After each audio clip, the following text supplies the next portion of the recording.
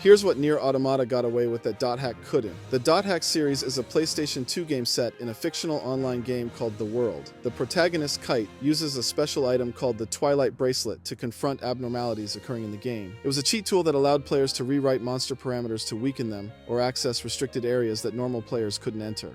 However, great power came with consequences. Using the Twilight bracelet's data drain ability, which weakened enemies, would increase the corruption rate gauge.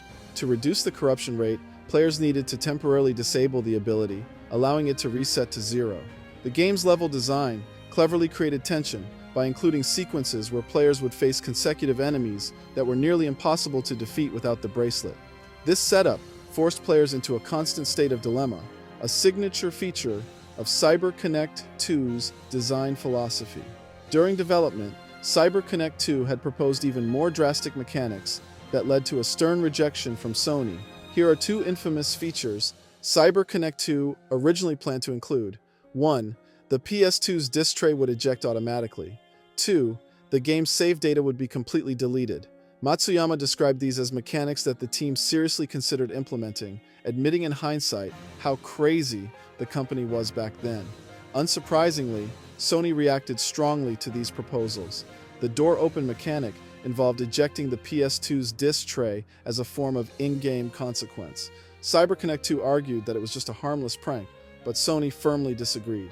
Using the hardware to cause unintended behavior for players is a violation of our guidelines. This must be corrected, was Sony's official response. What happens if a player has a drink placed near the disk tray and it spills? What if there's a lit candle nearby and it causes a fire? Who would take responsibility for the damages or injuries caused? Matsuyama recounted how this explanation left them no choice but to abandon the idea.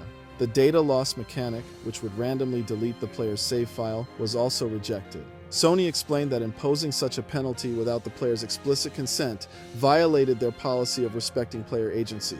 Even if the game warned players about the risks, Sony considered it unacceptable for such consequences to occur arbitrarily. Matsuyama contrasted this with Nier, which famously included a mechanic where players could sacrifice their save data. The key difference lies in how the choice was presented. In Nier, players are explicitly told what will happen. They are given full agency to decide whether to proceed. The game doesn't impose the consequence on them without consent. In contrast, the dot hack mechanic was entirely random and outside the player's control, which made it unacceptable. Matsuyama praised Nier's approach as both elegant and devilish. Yoko Taro brilliantly handled the concept.